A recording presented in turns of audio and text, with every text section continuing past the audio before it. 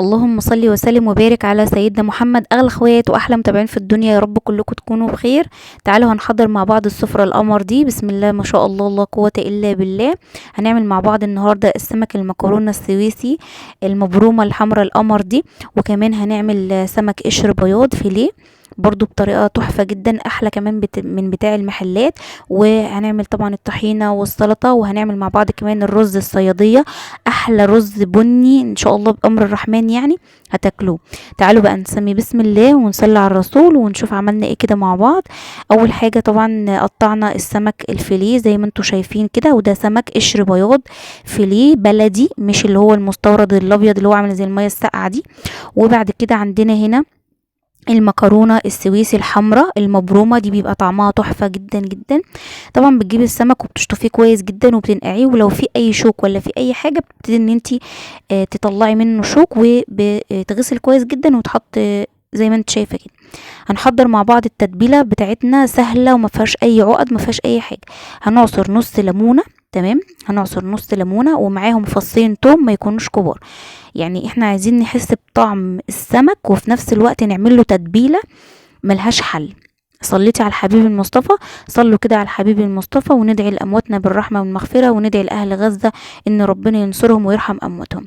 حطينا معلقتين كبار من الخل، وطبعا خل يعني كمون، يعني موجود معانا سمك يعني هنحط كمون بزيادة. حطينا كمون، معلقة كمون، معلقة من الكزبرة، رشة من الفلفل الأسمر بسيطة جدا، معلقتين من الملح، والمعلقة اللي انا بعاير بيها دي معلقة صغيرة اصغر من معلقة الشاي يا بنات. عندنا هنا نص معلقة من البابريكا الحمراء المدخنة.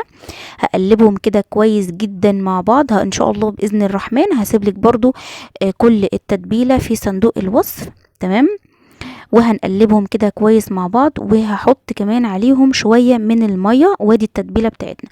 لو انت حابة تضيفي اي اضافة مفيش اي مشكلة، حابة تضيفي تتبيلة من اللي هي بتاعت بره دي تتبيلة السمك براحتك، حابة تضيفي لها فلفل اخضر براحتك، حابه تضيفي لها فلفل سبايسي براحتك، اللي انت عايزاه ضيفيه.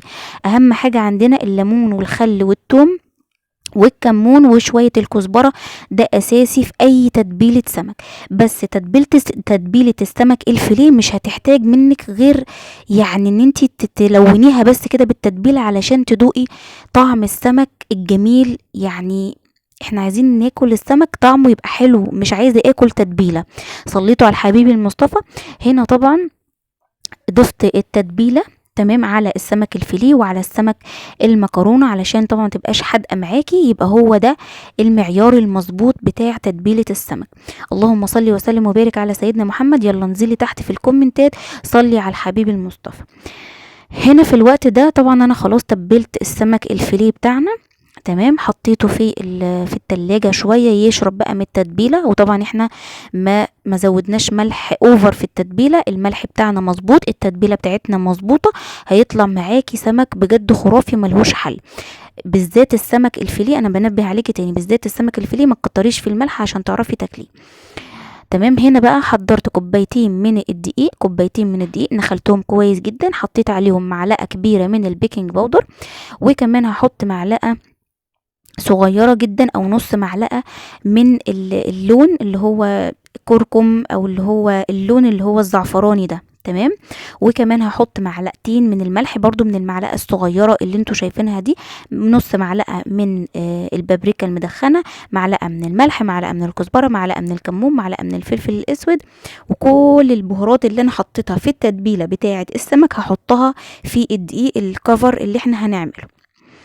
بصوا يا بنات، السمك الفيليه ده ليه طريقتين، تمام، هقولك بس تابعي الفيديو معايا للاخر.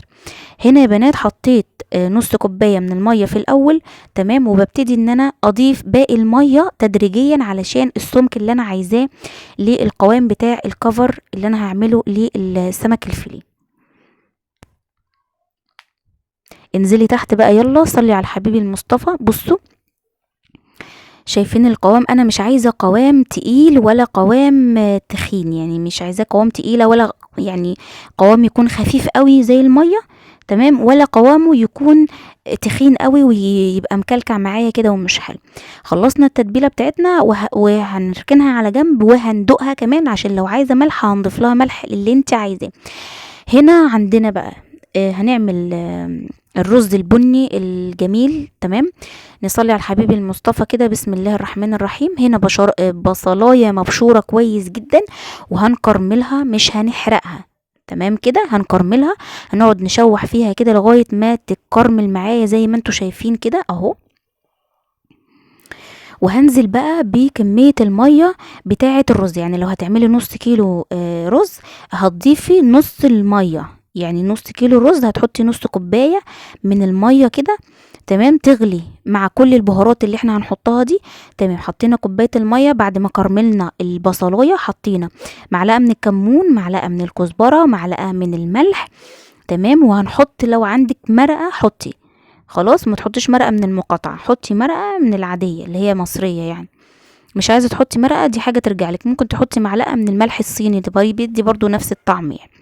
وبعد كده هنزل بكميه الرز بتاعي، وهضيف كميه الميه. لو الميه قليله هضيف شويه ميه وخلاص، وهغطي عليه وهسيبه يستوي. وهنرجع للسمك بتاعنا. شايفين بقى الجمال والرصة والحاجات القمر دي؟ شايفين السمك المكرونة عامل ازاي؟ اللهم بارك، كانت حاجة جميلة جدا، بسم الله ما شاء الله. ويعني ربنا كان بجد كان فيه بركة، يعني سبحان الله كان فيه بركة. هنا بقى السمك الفيليه. لو حابين الاسعار، لو حابين تعرفوا الاسعار، اسعار السمك يا جماعه يعني مش بتبقى مظبوطه، يعني ممكن في الطالع في النازل، فمش هعرف اقول لكم الاسعار بصراحه يعني. تمام، بس السمك الفيليه ده بيكونش رخيص، بيكون غالي.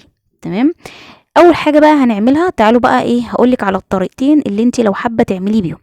اول طريقه واللي انا عملتها في الفيديو ده علشان ما تكونش سميكه قوي وطبقه سميكه قوي، والفيليه بتاعي يستوي كده ويبقى حلو. عملت ايه؟ طبعا الخلطه بتاعتنا اللي احنا عملناها، اول حاجه نزلت السمك بتاعي في الدقيق الاول، وبعد كده حطيته في الخلطه اللي احنا عاملينها، وبعد كده هنزل على الطاسه على طول. يعني ايه؟ هاخدها الاول احطها في الدقيق، وبعد كده هحطها في الخلطه دي واصفي كويس جدا، وبعد كده احطها في الزيت. الخطوه اللي بعد كده لو انت حباه يبقى بقى ايه مقرمش كده زي الكنتاكي، بس انا طبعا عايزه اكل سمك فيليه، مش عايزه اكل مثلا كنتاكي. يعني ليه طريقتين، حابه تعملي بالطريقه دي، حابه تعملي بالطريقه التانية، مفيش مشكله. الطريقتين على فكره صح، والطريقتين جمال جدا، وهيدوكي كفر عالي قوي، وهيدوكي حاجه جميله قوي. هننزل بقى الزيت بتاعنا يكون حامي كويس جدا جدا. خلاص، يعني اظبطي درجة حرارة الزيت عندك، وبعد كده انزلي بالسمك الفيليه في الزيت. هقولك بقى الطريقة التانية اللي هي هنعمل ايه. احنا خلاص غلفناه بالخلطة بتاعتنا، هنرجعه تاني. خلاص هنرجعه تاني في الدقيق، ونبتدي نقلبه كده مثلا في مصفى، تقلبيه في مصفى كده ياخد وش تاني بالدقيق. وبعد كده تقدري انك انتي تحطيه في التلاجة يرتاح شويه، بعد كده تقليه في الزيت، بيطلع معاكي مقرمش، وبيطلع معاكي زي بيديكي تعريجات الكنتاكي كده، وبيبقى بصراحه تحفه جدا. بس انا عملته النهارده باول طريقه اللي انا هوريها لكم اللي انتوا شفتوها دي، وبرده طلع جميل جدا جدا. ما عمليش كفر اوفر، يعني مش عمل لي كفر الاوفر اللي هو اقعد اشيل بقى طبقات علشان اكل الفيليه، لا، تاكلي كده بصراحه كان طعمه تحفه. والرز كمان، شايفين الرز عامل ازاي؟ اللهم بارك اللهم بارك، تحفه اللهم بارك. عملنا بقى معاهم سلطه طحينه، وعملنا سلطه خضراء.